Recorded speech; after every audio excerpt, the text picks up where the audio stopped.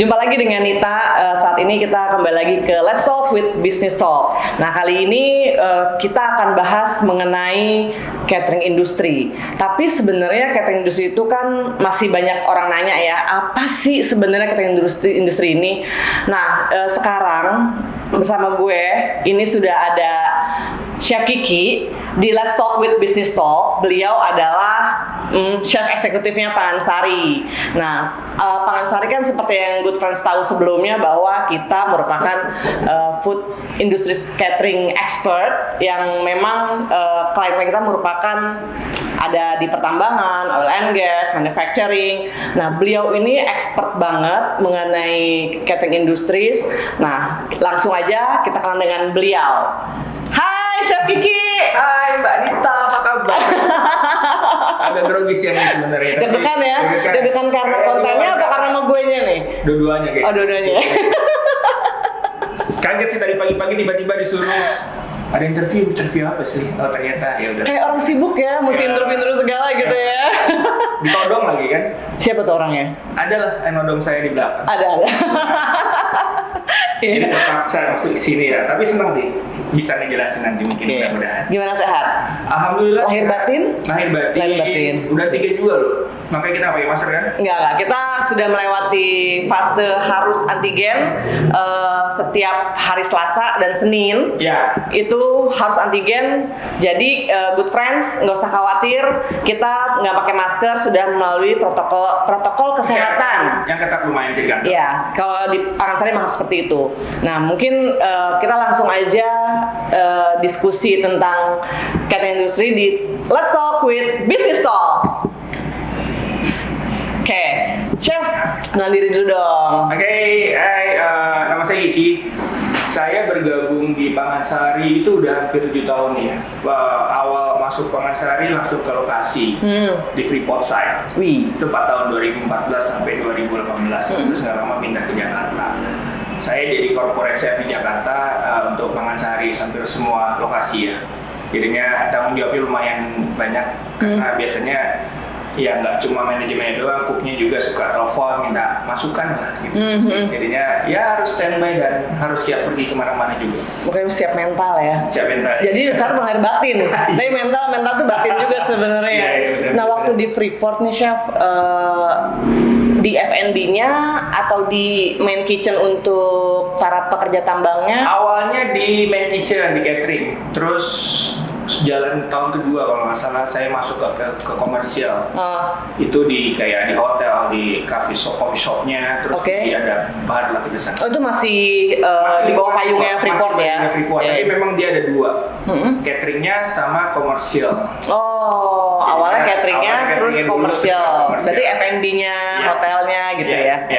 Nah terus kan mungkin Good Friends sih belum ada yang tahu nih sebenarnya ada perbedaan nggak sih antara catering untuk wedding, catering untuk industri ataupun town kitchen. Town kitchen bener ya? Town catering ya. Sebenarnya town catering ya. Namanya catering sama ya. Kita menyediakan jasa untuk penyediaan makanan ya untuk acara atau event tertentu. Cuma bedanya kalau yang wedding itu kan kayak event yang cuma sesaat dan sudah ditentukan jumlahnya ada kapan. Sedangkan sebenarnya town catering itu masuknya ke industri catering industri. Jadi bagian dari part catering industri. Berbedanya apa? Event hanya sesaat, tetapi kalau untuk industri catering biasanya catering industri itu jangka panjang. Nah tadi kan sempat singgung event nih. Event sebelumnya pernah megang event juga, Chef Kiki? Ya kebetulan event pertama Pangansari itu kita lakukan tahun lalu ya. Tahun lalu itu kalau nggak salah kita pas ada PON 2021 ya. 2021 PON ke-20 di Papua. Kebetulan saya pegang yang di Timika dan kita ada berdua kan. Iya. Di Jayapura sama di Timika. Kebetulan saya di Timika. Oh, Chef Kiki in charge di Timika. Nah terus apa namanya? PR nggak tuh di sana? PR banget. Tantangannya banyak karena pertama juga itu kan serba dadakan ya. Terus mesti koordinasi dengan ya Pemda, dengan pemerintah pusat segala macamnya untuk segala infrastruktur makanan ya agak ribet sih. Tapi Alhamdulillah berjalan lancar, sukses. Walaupun itu event pertama Pangan Sari. Semoga kedepannya juga kita ada event-event berikutnya sih. Oke. Lebih challenging mana, event, catering industri? Kalau untuk preparation event lebih challenging sih sebenarnya. Sesaat, terus orangnya biasanya spesial, acara-acara tertentu, apalagi udah melibatkan kayak internasional gitu tuh atau nasional, lebih challenging. Sedangkan catering industri kita kan teringat dari proses tender ya panjang, itu udah ketahuan tuh mau seperti apa aja. Jadinya mungkin harusnya preparation-nya lebih mudah. Karena POB ya. Karena kayak gitulah, maksudnya People udah on board, ketahuan ya. ke depan seperti apa, udah ditentukan. Tapi kalau event kadang-kadang fluktuatif mungkin karena ya permintaan dari klien juga. Iya. Oh gitu, oke. Terus berarti lebih challenging si event ya. Karena kalau event itu POB-nya fluktuatif, tapi kalau catering industri dia pasti segitu. Ya, tapi memang setiap catering punya karakteristik yang berbeda. Event punya kesusahan sendiri, catering industri juga punya kesusahan sendiri sih. Jadi nggak bisa ini lebih susah, yang ini lebih susah, lebih gampang, nggak gitu juga sih. Masing-masing punya karakteristik masing-masing. Oh, I see. Berarti ya itu sebenarnya bisa dikondisikan, diadaptasikan di lapangan juga ya. Bisa Oke. dikondisikan. Terus kalau untuk jadi chef nih untuk di industri, harus ada skill khusus nggak? Skill khususnya pertama sabar. Oh, berarti mesti punya banyak stok sabar ya. Sabar. skill khususnya ya. Karena tekanannya banyak. Jadi sebenarnya ada 5 sih sebenarnya kalau untuk jadi chef. Nggak mesti catering aja, yang di hotel juga sama. Pertama leadership ya. Leadership itu kita mesti punya lah namanya jadi pemimpinnya. Leadership itu harus, terus skill, terus manajemen waktu, manajemen angry manajemen termasuk. Terus kita punya detail attention to detail sama komunikasi terakhir. Detailing karena itu juga di akhir kita akan kelihatan bahwa kalau kita lebih tahu detail, hasilnya akan lebih bagus sih nanti ke depannya. Berarti 6 dong. Ada Kan terlalu sabar. Oh iya, sabar. Sabar masuk angry management ya tuh? Sabar masuk angry management. Oke. Termasuk hari ini gue sih sabar. Sabar ngadepin kayak gue gitu ya. Pertanyaannya banyak. Enggak. Kita nggak banyak kok. Ya, kurang lebih 25 lah. Enggak nyampe segitu kok. Terus selama Chef Iki di catering industri nih, pernah ada kendala nggak untuk handle operation di situ? Kendalanya yang utama kalau kita dapat lokasi yang benar-benar terpencil, itu yang kendala. Pertama biasanya infrastruktur yang agak susah. Infrastruktur dari kliennya kita nggak disupport, plus sama pengadaan bahan baku ya agak susah karena transport ya, transportnya jauh, dan itu 2 kendala itu yang biasanya di lokasi yang kita sering terjadi. Pertama infrastruktur dan kedua pengadaan bahan baku. Oh, oke. Apalagi di lokasi terpencil ya. Pokoknya 2 poin itu ya, infrastruktur itu sama si material ya, itu yang kadang ya. sampai sekarang pun masih PR sih sebenarnya. Beberapa Kalau lokasi masih PR. untuk si manpower jadi kendala nggak? Manpower Kan tuh ngaruh ke operation kan? Banget ya, karena biasanya kita juga pakai yang lokal. Hampir kalau kita lagi misalnya Kalimantan, kita pakai lokal hire pastinya untuk level tertentu. Oh, ada pemberdayaan lokal lagi ya? Yang lokal itu pasti wajib. Karena juga memang terbentur sama aturan pemerintah kan, aturan juga PR dan segala macam. Level tertentu kita harus pakai lokal. Memberdayakan lokal. Dan lagi pula juga bahan baku juga kita pakai lokal sih sebagian. Oh, jadi nggak semua dikirim dari Jakarta ya? Semampunya mereka mampunya apa? Baru sisanya support dari pusat. Jakarta dari pusat ya. Nah itu untuk raw material, untuk merek itu chef nentuin atau ya udah yang ada pokoknya gue butuhnya ini itu terpenuhi deh gitu. Kalau di special case, di special client kita tentukan. Chefnya tuh minta saya mau merek ini, kuantitinya sekian. Tetapi kita juga nggak yang kaku ya. Kadang mungkin vendor kita nggak ada. Terus dia bilang adanya ini ya nggak apa-apa kita pakai. Itu tadi makanya saya juga harus kreatif sih. Jadi kalau kita misalnya pesan merek tertentu dengan jumlah tertentu ternyata nggak ada, ya kita mesti kreatif pakai penggantinya yang mana dan rasanya mesti nggak beda jauh dari yang direncanakan. Itu tantangannya. Jadi mesti kreatif. Challenging keras banget ya. Nah sebenarnya out of the box sih, good friends. Takutnya Chef Kiki itu deg-degan ya, gue interview. Boleh lah sambil diminum loh. Boleh. Ini tadi gue orderin cokologinya analogi. Ini bukan rekomen lah pokoknya. Dia nggak begitu manis, Ya gue sih suka sih. Coba kali ini gue pesen es lemon tea-nya Analogi. Enak sih. Enak kan? Nggak Ya manis. pokoknya pilihan gue. Oke. Manis kayak gue nggak? Lebih manis ini sih. Oh ya, berarti gue kalah manis kalau gitu. Nah, tadi kan udah ya kriteria si chef untuk si catering industri ya. Terus kalau yang kita tahu nih, karena sebelumnya tuh gue sebenarnya pernah interview HR-nya Pangansari Putri, ya Pangansari Holdingnya. Itu kendalanya adalah manpower.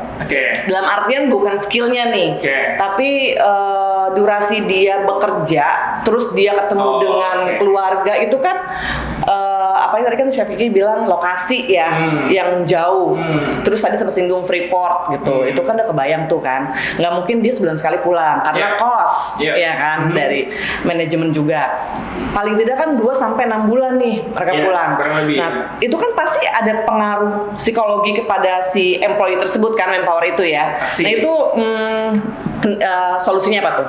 Solusinya sebenarnya kayak komunikasi ya, kedekatan kita sama, kalau saya ngebangun kedekatan kayak keluarga sama staff saya. Karena gini, kita masing-masing semua jauh dari keluarga. Kalau komunikasi dan kedekatan kita nggak intens di dalam suatu lokasi, itu kan susah. Karena apa? Pressure-nya tinggi sih sebenarnya. Pressure-nya tinggi, terus kitanya juga nggak cocok satu sama lain, jadi makin apa? Memperparah. Oh, jadi ada chemistry ya. Jadi karena jadi second home-nya mereka. Pasti, ya. Apalagi kalau saya pribadi, saya akan melihat masing-masing staff saya sendiri. Karena nge-treat mereka satu sama lain itu pasti berbeda harusnya. PR ya? PR. Deketin seperti apa, untuk apa? Kalau dianya merasa nyaman, walaupun jauh dari keluarga, dia akan menghasilkan sesuatu yang bagus buat kita soalnya. Jadi itu yang penting sih sebenarnya. Skill itu bisa mesti diolah. di-build ya. Apa kenyamanan dia kerja. Ya. Karena itu mood dia pengaruh ke kinerja kan nantinya kan, makanan kan. Iya, kalau dia nggak mood, dia lagi ada, pasti hasilnya jelek. Pengaruh, dan akhirnya tim juga nggak bagus sih akhirnya. Itu ngaruh sama chef nggak waktu kemarin di sana? Di Freeport ya, awal-awal homesick ya? Homesick pasti lah. Pasti. Homesick pasti lah. Saya dari sana tuh 3 bulan malah, 3 bulan baru cuti. Homesick pasti. Tapi kalau kitanya punya tim yang bagus, terus mereka saling nge-backup, ada kerja sama bagus, akhirnya jadi second family. Di sana, jadinya kita nggak merasa jauh dari keluarga juga. Toh kita bisa telepon keluarga setiap hari kan. Ya berarti intinya komunikasi kita sama tim seperti apa sih? Ya.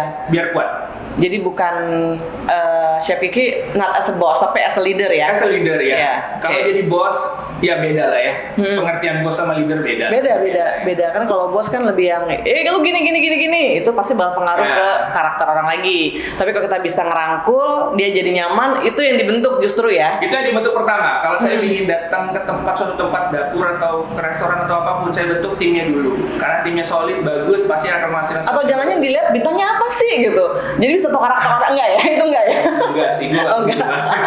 Cuma biasanya gini, kalau mereka lagi ngobrol, lagi ngerokok gitu kan, walaupun saya nggak ngerokok, tapi datang ngobrol sama dia, akan tahu sih, at least kebuka, oh dia tipikalnya seperti ini. Dan sebenarnya harus semua seorang leader tahu karakteristik masing-masing staffnya, harus ya, karena jadi ke handling si employee tim seperti apa nantinya, ya kan? Itu udah nih, kita udah bahas mengenai berapa lama pulangnya, kemudian manpower. Boleh, Bapak kayak haus banget ya? Stres sebenarnya. Gak apa-apa, ini saya sediakan untuk diminum kok. Makanannya belum datang ya? Belum.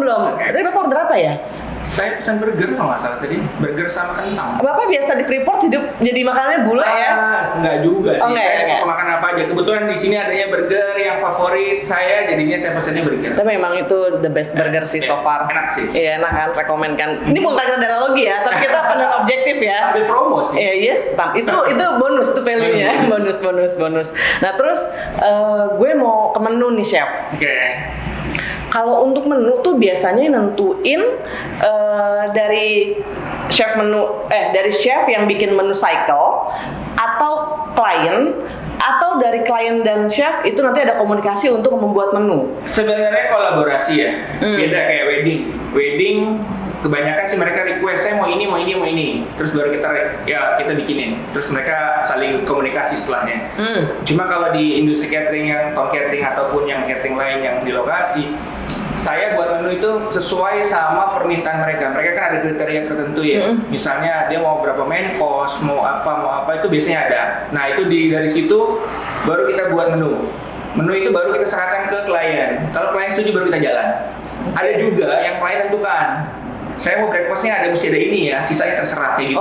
Jadi memang ya dibuat fleksibel lah ya. Dibuat fleksibel. Kayak misalkan mungkin di site A dia kebanyakan tuh ekspatriat dari Jepang.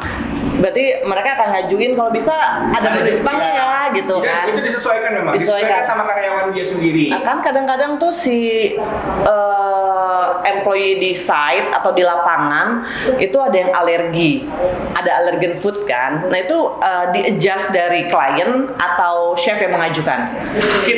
Biasanya mereka kasih tahu. Biasanya mereka kasih tahu. Saya punya alergen atau ada orang tertentu yang nggak makan ayam misalnya. Terus dia request tiap hari dia maunya telur sama daging. Itu bisa kita lakukan. Nah, alergen biasanya di menu itu kan kita ada name tag ya, ada food tag gitu kan. Itu biasanya kan ada ingredientnya. Mereka bisa baca dan kita kasih notes biasanya alergen itu apa. Biar nggak salahan juga. Berarti tetap ada ya, karena nggak semua orang bisa makan makanan yang pada umumnya kan. Tapi sebaiknya memang dari pihak kliennya dulu yang ngasih info ke kita bahwa saya punya orang atau tamu mungkin yang seperti ini. Jadi lebih baik seperti itu. Jadi kita tahu di depan bahwa nanti ada orang-orang tertentu yang harus di-handle. Nah, terus kondisi sekarang kan pandemi belum hilang nih chef. Hampir sih, mudah-mudahan. Pandemi menuju endemi. Menuju endemi. Terus sebelum pandemi kan chef udah bergelut di industri catering kan. Dari sebelum pandemi ke pandemi itu ada perbedaan menu nggak? Menunya perbedaan nggak ada, cuma dalam segi penyajian aja yang berbeda. Ya kan, awalnya kita prasmanan, kita kasih buffet, mereka ngambil sendiri semua kan, kita cuma tinggal refill. Sekarang berbeda, walaupun di buffet mereka bisa lihat makanannya, tetap kita ngambilnya dari belakang. Servisnya itu nggak self service lagi ya? Self service, tetap kita yang layanin dari belakang counter, kita kasih mereka tinggal jalan. Jadi nggak dipegang sama tangan-tangan yang lain gitu. Kayak takutnya kan ada namanya virus yang kelihatan kan. Iya, betul. Itu sih. Jadi cara dari metode pelayanannya aja agak berbeda. Yang tadinya self service, sekarang kita service dari belakang. Cuma paling aduh gue dapet sedikit nih makan diambilin gitu. Boleh nambah. Boleh nambah. Tapi kalau nambah kan malu chef. Ya tinggal bayar di belakang. Itu negotiable lah ya. Itu aturable lah. Enggak boleh kok. Kita nggak terlalu yang ngebatasin 1 sendok sedikit enggak juga lah. Kita nggak terlalu perhitung-hitungan. Memang ada batasannya. Ada kan kita dikasih gramasi kan. Iya. Kayak main course ayam mesti berapa gram, ini berapa gram itu ada. Cuma ada saatnya kita selalu fleksibel juga. Tiba-tiba dia nggak makan yang lain, cuma gue minta yang ini lebihin, nggak apa-apa kita kasih kok. Gitu sih. Asal dihabisin ya. Nggak gitu juga ya sebenarnya. Oke, good friends. Jadi cuma mau informasi aja, takut lupa. Jadi kalau untuk si Let's Talk with Business Talk ini akan tayang setiap Selasa malam jam 9, ya kan? Terus jangan lupa follow Instagramnya Pangansari @pangansari.utama, sama link ini ya jangan lupa. Link ini tuh ada di Pangansari Utama Food Resources ya. Jadi di situ bisa mendapatkan update yang baru dari Pangansari, update yang terbaru ya. Harusnya sih. Iya, jadi gak usah pendabelan kata ya sebenarnya. Ya pokoknya intinya info-info tentang Pangansari ada di Instagram sama di LinkedIn-nya Pangansari gitu. Jadi paling gitu aja chef. Nggak banyak kan? Enggak sih. Cuma awalnya cuma bikin stres memang. Tapi sambil berjalan udah minum psikologi juga, jadi akhirnya ngalir. Aman lah. Haus boleh ada mineral water juga loh. Masa sih? Oh iya benar-benar. Yang terakhir deh. Favorit juga sih sebenarnya. Nah, summary-nya tuh untuk ngobrol sama Chef Kiki hari ini. Pertama, kan ada perbedaan nggak sih untuk chef yang di wedding catering, town catering, sama catering industri? Tambah lagi ada untuk event. Gue skip loh. Nah, ternyata sebenarnya nggak ada perbedaan skill. Cuma bedanya hanya di POB, person on board ya. POB itu ya, jumlah makanan yang disajikan itu hanya beda situ aja chef ya. Enggak juga itu juga sih. Sama ini juga event sama industri catering yang biasa itu yang berbeda kan pertama tempat ya, infrastruktur, terus Infrastruktur. Oh itu tadi bahan baku. masuk ke kendala. Kendala, oke. Kendala. Jadi kan gue mau buat summary nih. Oh, iya. Dari pertanyaan yang gue buat, yang gue pertanyakan, baru gue bikin summary. Tapi itu masuk nggak apa-apa. Buat chef apa sih yang enggak? Asik.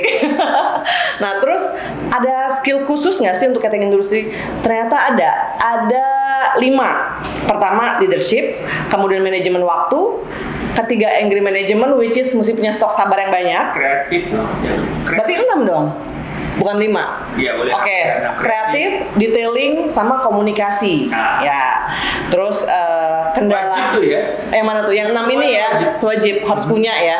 Tapi itu nggak jadi part of interview kan? Enggak. Tapi pada interview menjadi pertimbangan. Jadi ya. ini orang sebagai chef punya 6 poin ini nggak sih, gitu kan? Dan mesti fleksibel juga ya. Terus kendalanya mengatur operasional apa? Lokasi. Lokasi itu dari infrastruktur sama si material. Material, ya, logistiknya. Logistik. Karena kan biasa. pengiriman itu butuh waktu ya. Maka solusinya pemberdayaan lokal, bukan dari manpower, tapi dari bahan baku yang di sana yang bisa mensupport kebutuhan catering industrinya apa aja sih. Sisanya baru disupport dari Jakarta. Tapi Jadi itu manajemen skillnya itu tuh. Itu ya. Waktu, terus gimana kita ngorder sampai lokasi berapa lama itu mesti pas tuh kalau industri catering yang di lokasi ya. Mesti ngitung banget tuh. Mesti hitung banget. Kalau melenceng, Bye. katakan semua. Baik. Nggak seperti Jakarta. Nggak baik sih, tapi Iya. lebih ke komplain Ya, aja kan, kalau di Jakarta servisnya gitu. Kurang A saya bisa belanja ke mana gitu kan. Kalau di sana kan udah nggak bisa. Jadi memang Iya. benar-benar harus diperhatikan. Nah, terus solusinya kalau untuk menghadapi teman-teman di lapangan yang nggak ketemu dengan keluarga 2-6 bulan itu apa sih solusinya? Gimana handling objectionnya? Ternyata komunikasi, karena menurut Chef Kiki yang sudah melanglang buana khususnya ke Freeport hampir berapa 7 tahun ya? 4 tahun di sana, yang ketemunya itu sekitar 3 bulan sekali. Tapi saya pernah lebih lama lagi loh. Waktu saya di luar, di state, saya pernah 2 tahun setengah nggak pulang ke rumah. Itu antar senang atau sedih? Sedih pastinya sih. Oh, sedih ya? Ya senangnya dapat duitnya berbeda. Oh ya. Tapi dari segi yang lain Ya, sedih. plus minus sih, maksudnya Plus minus di ya. sini Ada yang mungkin dikorbankan. yang di sini earningnya nggak sebesar yang di luar, tapi Ya. dekat sama keluarga, Keluarga. gitu kan, ada plus Jadi minusnya. kalau ada yang ngeluh, 3 bulan lama di lokasi, saya pernah 2 tahun setengah di lokasi. Jadi ya Bisa nggak ya kalau gue 2 tahun setengah? Kemarin 3 bulan di Papua aja agak ngeri-ngeri sedep sebenarnya. Nah, terus jadi intinya komunikasi kan, Ya. tapi komunikasi gimana untuk nge-build communication sama tim, Ya. menjadi leader bukan sebagai bos ya kan. Jadi mesti mengenal Setuju. karakter si anak-anaknya seperti apa. Setuju. Gitu. Kemudian menu itu tidak harus kolaborasi antara klien sama si chef utamanya ya. pasti kita utamakan kepentingan klien pastinya. Dia nge-request apa kita harus Iya, lakukan. dan ada informasi alergennya. Ya. Oke, good friends, paling gitu aja bincang-bincang kita hari ini di Let's Talk with Business Talk bersama Chef Kiki Herdadi. Herdadi, ya. Chef eksekutif dari Pakansari. Nanti kita jumpa lagi di program Let's Talk Business Talk berikutnya. Sampai jumpa dan tetap sehat, selalu senang. Dah.